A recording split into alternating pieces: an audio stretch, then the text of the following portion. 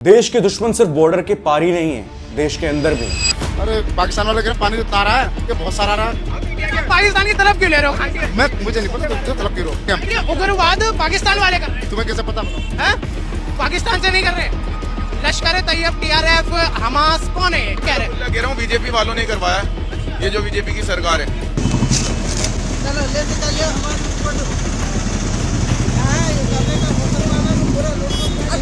भारत के अंदर से भी जंग के खिलाफ आवाजें उठना शुरू हो गई हैं। भारतीय रियासत कर्नाटक के वजीर आला सीतारामैया ने कहा है कि पाकिस्तान के साथ जंग की कोई जरूरत नहीं है। पहलगाम वाकया सिक्योरिटी की नाकामी है, वो पाकिस्तान के साथ किसी जंग के हक में नहीं है। पहलगाम अटैक के बाद आज पूरे देश पाकिस्तान के स्पॉन्सर्ड टेररिज्म के खिलाफ एक साथ खड़ा हो चुका है, लेकिन कांग्रेस पार्टी देश के खिलाफ आकर खड़ी है। और सरकार ने यह माना कि इंटेलिजेंस फेल्यूर है। अभी देखिए कांग्रेस में जो गुफ्तगू हुई है, कांग्रेस ने की है, बीजेपी से कहा है कि भाई आप पाकिस्तान पर इल्जाम मत दो, आप अपने घर को देखो। जो कुछ तुम कर रहे हो कश्मीर के अंदर, इतना जुल्म तुमने ढाया, उनके हुकूक तुमने गसब किए हैं, जो तुम कर रहे हो और पाकिस्तान की तरफ इल्जाम दे के तो आप इस मसले को हल तो नहीं कर सकते।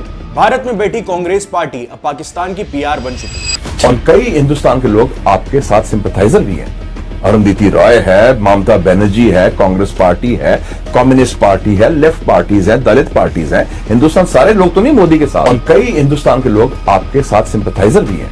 अरुंधति रॉय है, ममता बनर्जी है, कांग्रेस पार्टी है, कम्युनिस्ट पार्टी है, लेफ्ट पार्टीज है, दलित पार्टीज हैं। कोई इस अटैक को फायरिंग इंसिडेंट का नाम देता है तो कोई टेररिस्ट सिंपैथाइजर बन जाता है। राहुल गांधी और उनका पूरा इकोसिस्टम अपने अपने तरीके से पाकिस्तान के नैरेटिव को प्रमोट कर रहा है। हमारे देश में आकर कोई बम गिरे पता नहीं चलेगा।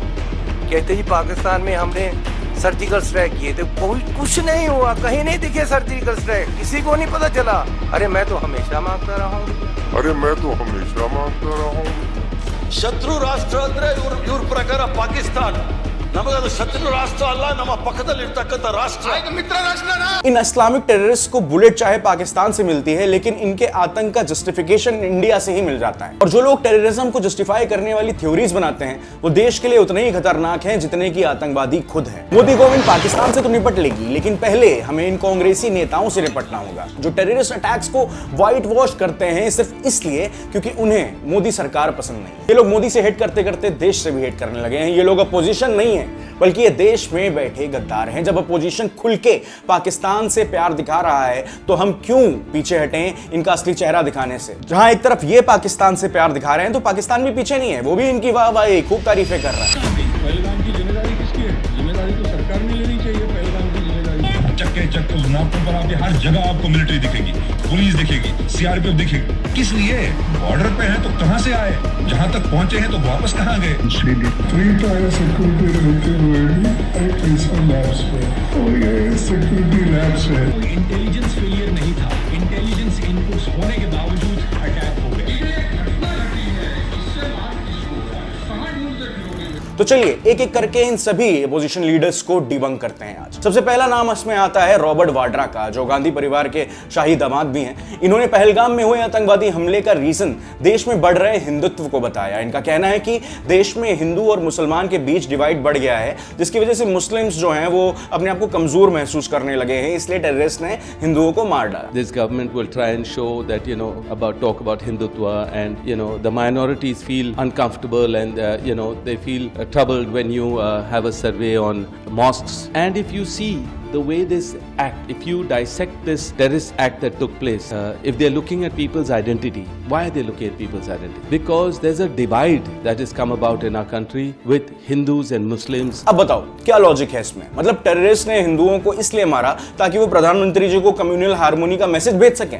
रॉबर्ट वाड्रा ने हिंदुओं को अटैक का रीजन बनाकर मुस्लिम कम्युनिटी को ही विक्टिम बना दिया। मतलब जब विक्टिम हिंदू है तब भी विक्टिम मुस्लिम ही। देखो देश में हिंदू मुस्लिम कोई नई बात नहीं है, इसकी शुरुआत तो कांग्रेस ने ही की थी। तो क्या रॉबर्ट वाड्रा आज तक के सारे टेररिस्ट अटैक्स, चाहे वो 2001 का पार्लियामेंट अटैक हो या 26/11 का मुंबई अटैक हो, इन सभी को इसी नजरिए से जस्टिफाई कर रहे हैं? वैसे रॉबर्ट वाड्रा अकेले नहीं है इस लिस्ट में। कर्नाटक के एक्साइज मिनिस्टर आर.बी. तिमापुर को भी कुछ ऐसा ही लगता है। इन्होंने भी नकार दिया कि विक्टिम्स हिंदू हैं, बल्कि ये तो एक कदम और आगे चले गए। ये कहते हैं कि जो गोली चलाने जा रहा है उसके पास रिलीजन पूछने का टाइम नहीं होता, वो गोली चलाएगा और भाग जाएगा। इनको बहुत एक्सपीरियंस है इसका, है ना। कोई इन्हें बता दो कि ये कोई छोटी मोटी चोरी का इंसिडेंट नहीं था, ये एक पहले से pre planned religion based attack था, जहां सिर्फ और सिर्फ हिंदुओं को ही टारगेट बनाया गया था। टेररिज्म को जस्टिफाई करने वाली बाउंड्री सिर्फ कर्नाटक तक ही लिमिटेड नहीं है। महाराष्ट्र के कांग्रेस एमएलए विजय वडेट्टीवार भी को ऐसा ही लगता है। उनका कहना है कि टेररिस्ट के पास टाइम नहीं होता है पूछने का कि कौन किस धर्म का है, वो आते हैं, डिस्काउंट करते हैं, चले जाते हैं। बात क्या करते हैं तो उन्होंने हिंदू का पूछ कर मारा। अरे कोई टेररिस्ट को पूछने तक समय होता है क्या? उनके कान में जाके नजदीक जाके पूछेगा? ये सब जो बातें हैं बहुत सारे इसमें कंट्रोवर्शियल, कोई बोलता है ऐसा हुआ ही नहीं, कोई बोलता है ऐसा हुआ है। ये प्लान करके मत करो। टेररिस्ट है, उसको कोई जात धर्म नहीं होता है। अब सवाल ये उठता है कि जब आई विटनेस ने खुद कहा कि उससे धर्म पूछा गया, तब भी ये लोग सच को दबाने की पूरी कोशिश कर रहे हैं। इनके हिसाब से तो जिन घरों के चिराग बुझ गए, जिन्होंने अपनी आंखों के सामने अपनों को खोया है, वो सब झूठ बोल रहे हैं। इसी को लेकर हिंदुस्तान में हिंदू मुस्लिम को बांटने का काम नहीं होना चाहिए। वो टेररिस्ट को कोई जात पात धर्म पंथ नहीं होता है। देश को तकलीफ देना, देश को बर्बाद करना, यही उनका उद्देश्य होता है। ये सिर्फ एक स्टेटमेंट नहीं है, ये दिखाता है कि कांग्रेस अपने वोट बैंक को सिक्योर रखने के लिए किस हद तक जा सकती है, चाहे उसके लिए सच को दबाना ही क्यों ना पड़े या फिर विक्टिम्स को ही क्यों ना ब्लेम करना पड़े। इन सब में से सबसे अजीब बयान जो आता है वो आता है एक्टर शत्रुघ्न सिन्हा का। एक तो इन्हें ठीक से पता भी नहीं कि देश में क्या चल रहा है, क्या घटना घटी है, फिर भी बिना जानकारी के साइड पे मोदी जी पर इल्जाम लगा ही देते हैं और पूरे इंसिडेंट को मोदी गवर्नमेंट का प्रोपेगेंडा बता दिया। मोदी मीडिया ऐसे करके क्या घटना घट रही है वहाँ पर हिंदुओं के साथ जो है? ये हिंदुओं क्यों कह रहे हैं? हिंदू मुसलमान सब भारतीय हैं वहाँ पे। ये गोदी मीडिया कुछ ज्यादा ही जरूरत से ज्यादा चला रही है। ये प्रोपेगेंडा वॉर ज्यादा चल रहा है हमारे मित्र माननीय प्रधानमंत्री मोदी जी की तरफ से और उनके ग्रुप की तरफ से। पाकिस्तान से ऑपरेट होने वाले जिहादियों ने सिर्फ हिंदुओं को अपना निशाना बनाया था, ऐसे में उनके लिए ही स्टैंड लेंगे ना। लेकिन इन्हें तो हिंदू वर्ड से इतनी प्रॉब्लम है, इसलिए तो इन्होंने शायद अपना दामाद भी मुस्लिम चुना। पहलगाम में हुए आतंकी हमले के बाद जहां पूरा देश पाकिस्तान के खिलाफ खड़ा था, इससे में कर्नाटक के चीफ मिनिस्टर सिद्धारमैया ने जो बयान दिया उसने देश में काफी बवाल मचा दिया। पाकिस्तान में इसकी बहुत तारीफ हुई। उनका कहना था कि इंडिया को पाकिस्तान के साथ वॉर की कोई जरूरत नहीं है। ಈ ಕ್ರಮಗಳು ತಗೋಬೇಕಷ್ಟೇ. ಭದ್ರತಾ ವ್ಯವಸ್ಥೆಯನ್ನ ಬಿಗಿ ಮಾಡತಕ್ಕಂಥ ಕೆಲಸವನ್ನು ಮಾಡಬೇಕು. ನಾವು ವಿದ್ಯುತ್ ಪರ ಇಲ್ಲ ನಾವು. सबसे बड़ा सवाल यह है कि कांग्रेस के नेता हर बार पाकिस्तान के लिए इतने प्रोडक्टिव, हमदर्द क्यों बन जाते हैं उनकी शील्ड की तरह।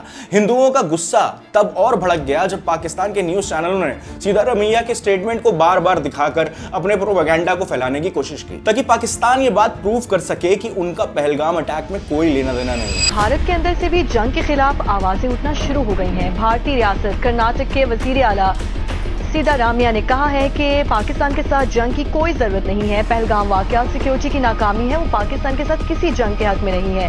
जंग मुखालिफ बयान पर बीजेपी रहनुमाओं की जानिब से वजीर आला कर्नाटक को शदीद तनकीद का निशाना बनाया जा रहा है। वैसे सिद्धारमैया फ्री में चीजें बांटकर और मुस्लिम अपीजमेंट के जरिए ही कर्नाटक के सीएम बने थे, आपको याद दिला दूं अगर आप भूल गए हो तो। तभी इनके बयान मुस्लिम्स के साथ पाकिस्तान के भी फेवर में आते हैं। जब पूरे देश में पाकिस्तान को लेकर इतना आक्रोश है, तब war is not a solution जैसे स्टेटमेंट भारत को ना सिर्फ कमजोर दिखाते हैं बल्कि पाकिस्तान के नैरेटिव को भी सपोर्ट करते हैं। पर कांग्रेस ऐसे ट्रेटर्स से भरी पड़ी है जो ओपनली भारत के अगेंस्ट स्टेटमेंट देते हैं और टेररिज्म को जस्टिफाई करते हुए पाकिस्तान को सपोर्ट करते हैं। कर्नाटक के सीएम के बाद कांग्रेस काउंसलर बीके हरिप्रसाद ने तो सीधा कह दिया कि पाकिस्तान बीजेपी के लिए दुश्मन देश है, कांग्रेस के लिए नहीं है। जैसे बीजेपी पता नहीं कहीं और की पार्टी है, भारत की नहीं है। पाकिस्तान हमारा पड़ोसी है, वो भले ही भारतीय जनता पार्टी को दुश्मन हो सकता है। अब ऐसे स्टेटमेंट्स देने वाले को आप देशद्रोही नहीं समझेंगे तो क्या समझेंगे? हरिप्रसाद जी के बारे में मैं बता दूं कि 1947 के बाद से इंडिया और पाकिस्तान के बीच 4 बार वॉर हो चुकी है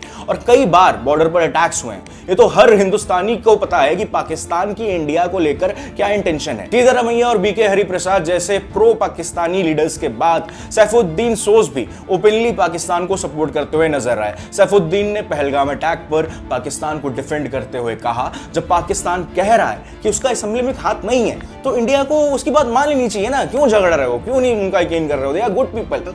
I have a feeling that better sense will prevail and